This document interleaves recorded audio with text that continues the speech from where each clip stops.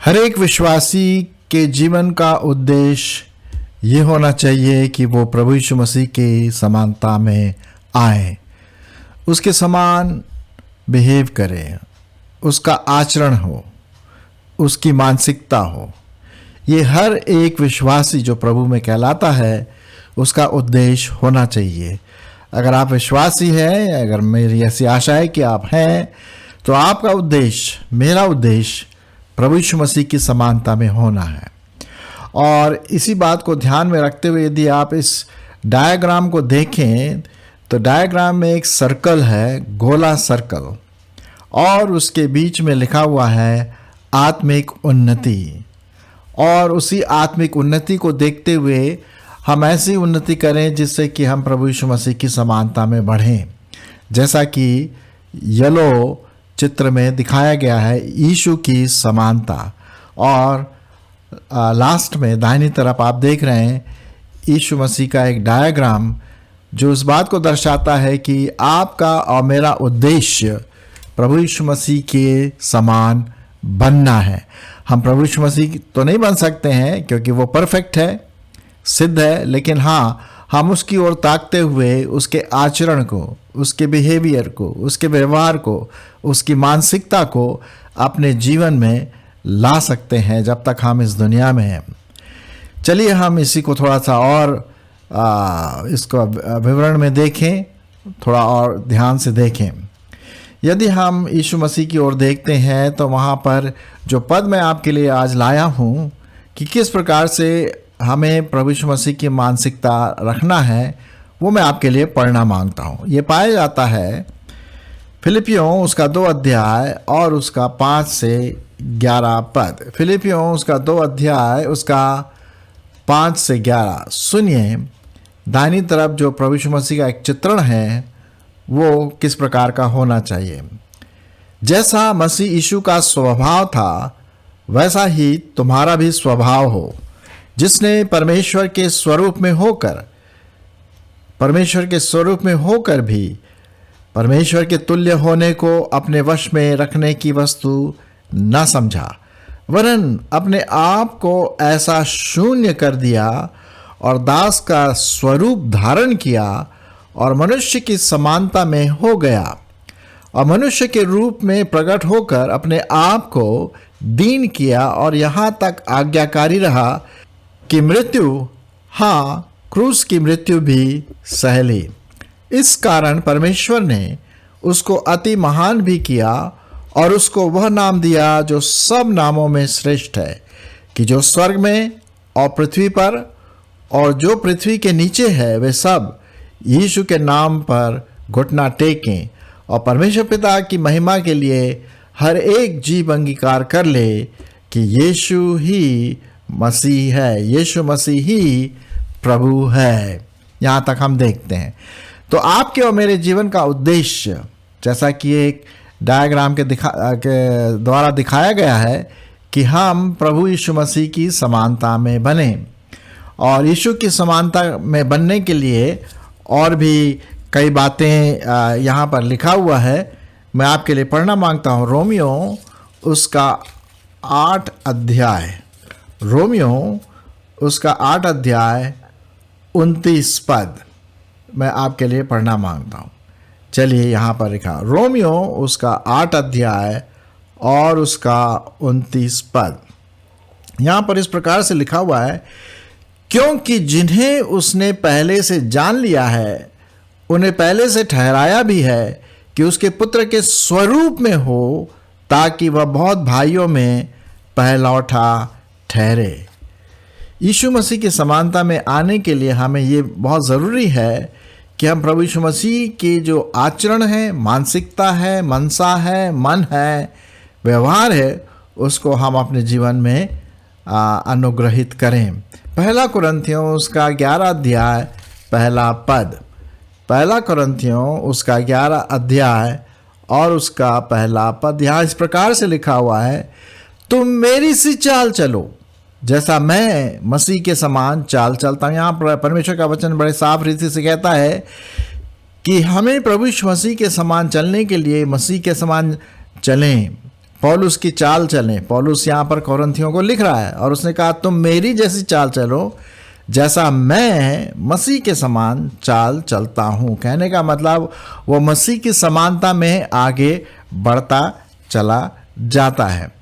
एक और पद इसी से संबंधित मैं आपके लिए पढ़ना मांगता हूँ। 1 यूहन्ना उसका 2 अध्याय और 6 पद। 1 यूहन्ना उसका 2 अध्याय और उसका 6वां पद। जो कोई ये कहता है कि मैं उसमें बना रहता हूँ, उसे चाहिए कि वह स्वयं भी वैसे ही चले जैसे यीशु मसीह चलता था। बहुत साफ रीति से लिखा हुआ। यदि मुझे प्रभु यीशु मसीह की मानसिकता चाहिए, प्रभु यीशु मसीह का आचरण मेरे जीवन में चाहिए, तो जैसा वो अपने जीवन में चला 33 साल तक जब वो इस पृथ्वी में था, वैसा ही मुझको और आपको भी चलने की ज़रूरत है। वो दीन बना, उसने दूसरों के लिए भलाई की, उसने गाली के बदले गाली नहीं दिया। वो दूसरे जो लोग उन पर ताना कसते थे, यातनाएं देते थे, उस पर भी उसने कुछ नहीं कहा। उसने परमेश्वर की इच्छा को पूरा करने के लिए इस दुनिया में आया। उसने एक बलिदान वाला प्रेम हम सबों के लिए किया। ये है परमेश्वर का जीवन और इसको मुझे आपको ग्रहण करना है। दया वाला व्यक्ति था वो, कृपा था, अनुग्रह था। ये सब बातें हम यहाँ पर देखते हैं। तो जो कोई ये कहता है कि मैं उसमें बना रहता हूँ, उसे चाहिए कि वो स्वयं भी वैसे ही चले। अगर बने रहने का मतलब है, यीशु मसीह की समानता में रहने का मतलब है, तो वैसा ही चले जैसा प्रभु यीशु मसीह का चाल चलन इस दुनिया में था, जो हम मत्ती, मरकुस, लूका और यूहन्ना में पढ़ते हैं। ठीक है, चलिए हम और आगे बढ़ेंगे। अब हम आएंगे उस गोले की तरफ जो नीचे की तरफ लिखा हुआ है, वचन से भरपूर। अब हम कैसे इस चाल के अनुसार चले जो प्रभु यीशु मसीह ने हमारे लिए एक एग्जाम्पल दिया। वो है वचन की भरपूरी। जैसा कि आप देख रहे हैं नीचे गोले के नीचे लिखा हुआ है। गोला एक प्रकार का आपका जीवन है, मेरा जीवन है, विश्वासी का जीवन है, और उसमें मुझे और आपको आत्मिक उन्नति करने की ज़रूरत है। तो चलिए पहले हम परमेश्वर के वचन को अपने जीवन में भरपूरी से भर लें। कुलुस्सियों उसका 3 अध्याय 16 से 18 पद।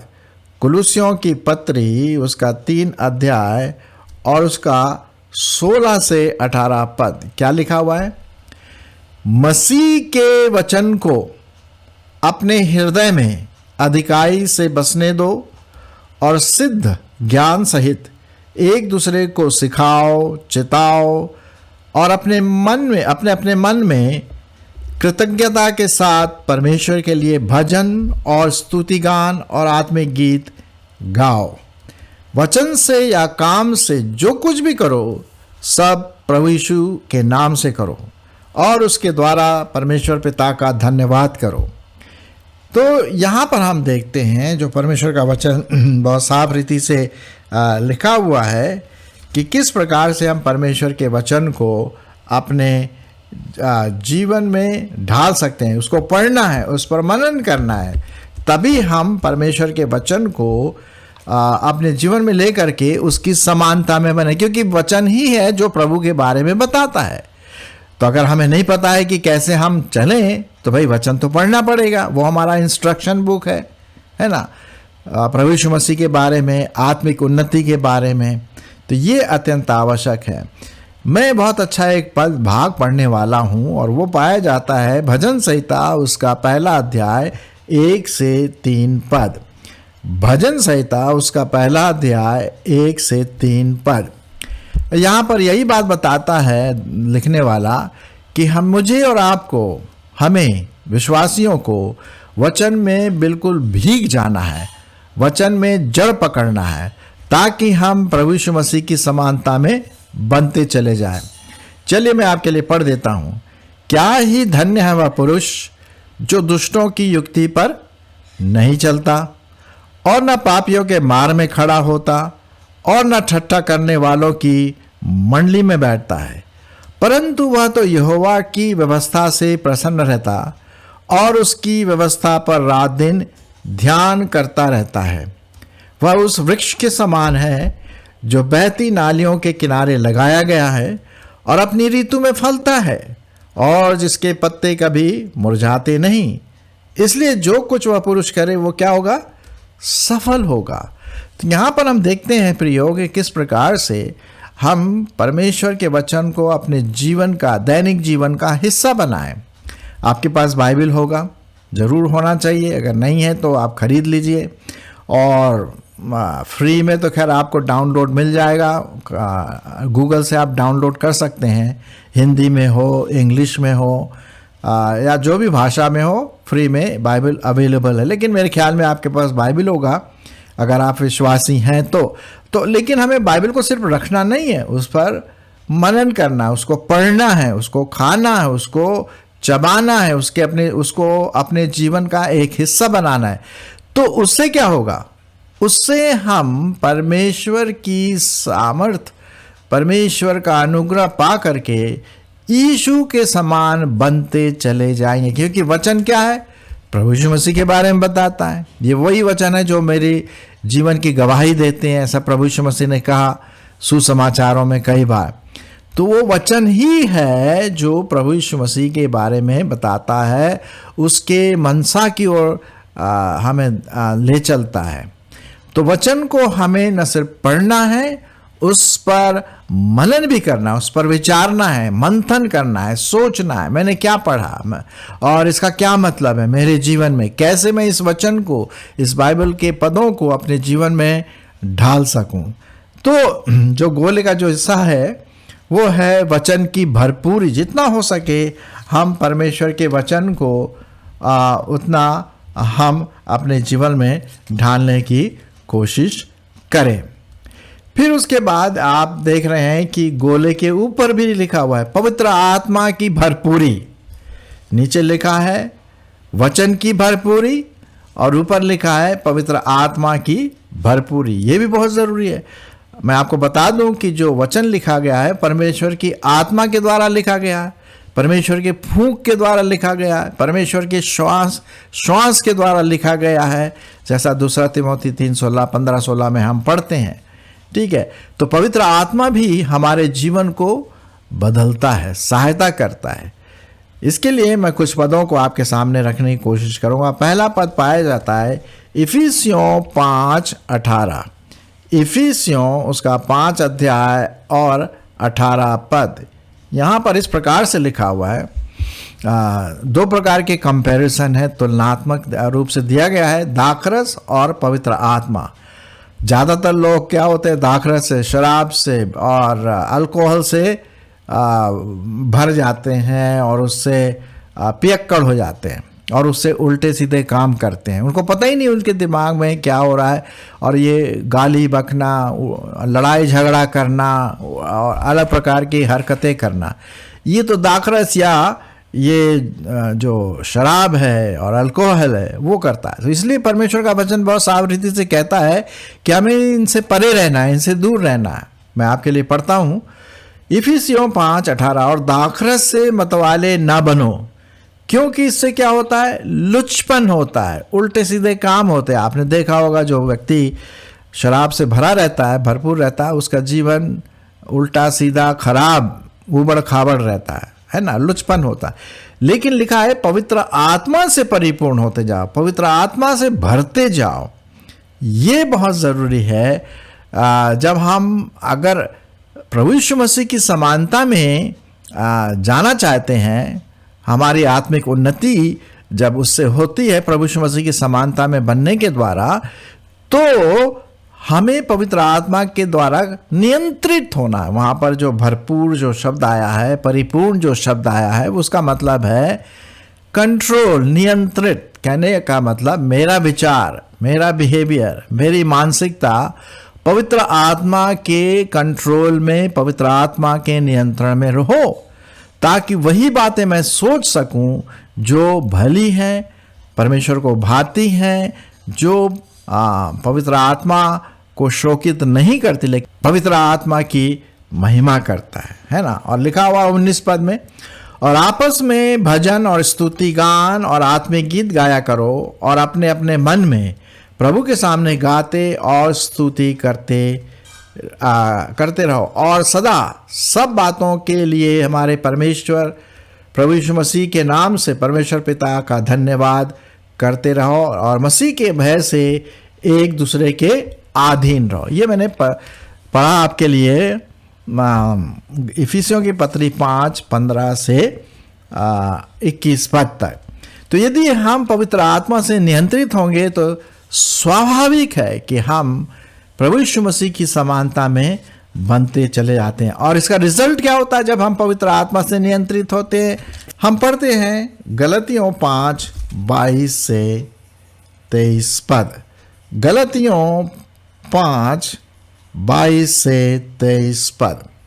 पर आत्मा का फल मेल, प्रेम, आनंद, शांति, धीरज और दया है।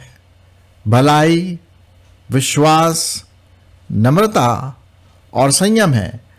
ऐसे ऐसे कामों के विरोध में कोई व्यवस्था नहीं। और जो मसीह यीशु के हैं उन्होंने शरीर को उसकी लालसाओं और अभिलाषाओं समेत क्रूस पर चढ़ा दिया है। यदि हम आत्मा के द्वारा जीवित हैं तो आत्मा के अनुसार चले भी।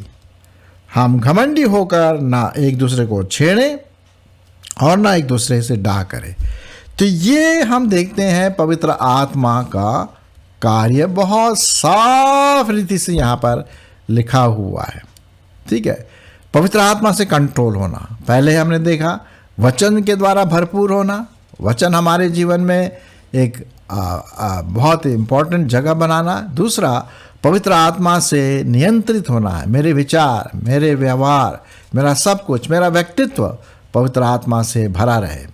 एक और पद मैं आपके लिए पढ़ना मांगता हूँ, गलतियों उसका 5 और 16।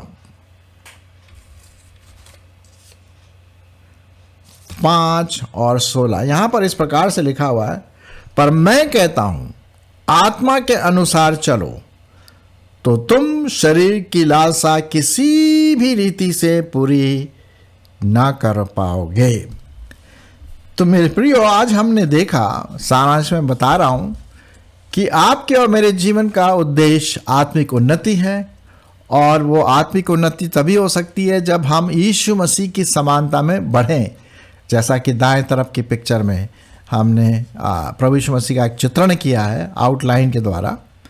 और फिर मैंने आपके सामने ये बात रखी किस प्रकार से हम वचन की भरपूरी के द्वारा, पवित्र आत्मा के नियंत्रण के द्वारा हम उस आत्मिक उन्नति में आगे बढ़ सकते हैं। यदि हम आत्मिक उन्नति में अपने आगे नहीं बढ़ रहे हैं तो फिर हम मसीह में गिर जाएंगे, मसीह में हम उठ नहीं पाएंगे और हमारा जीवन ऐसे ही बेकार हो जाएगा।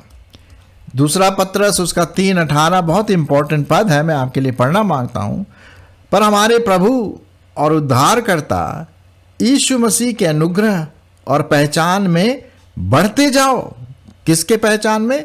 उद्धारकर्ता प्रभु यीशु मसीह के पहचान में, उसकी मानसिकता में, उसके विचारों में हम बढ़ते जाएं। अनुग्रह और पहचान में बढ़ते जाओ। उसी की महिमा अब भी हो और युगानुयुग होती रहे। आमीन। सो प्रियो, आइए आज हम एक प्रण करें कि हाँ, मैं वचन को अपने जीवन में प्रथम स्थान दूंगी। उसको पढ़ूंगी, बाइबल को पढ़ूंगा और उस पर मनन करूंगा और उसके अनुसार चलने की कोशिश करूंगा। और कोशिश तभी आ जाएगी जब पवित्र आत्मा हमारे जीवन में आएगा। तो दूसरा बात जो मैंने आपके सामने रखा, पवित्र आत्मा की भरपूरी हमारे जीवन में हो, तभी वो हमें अनुग्रह देगा कि हम अपने जीवन में मसीह की समानता में बढ़ें और उस वचन को जो हमने पढ़ा है, मनन किया है, मंथन किया है, उस पर हम चल सके। सो आइए हम प्रभु यीशु मसीह की समानता में बढ़ते चले जाएं और दूसरों को भी इसके बारे में सिखाएं।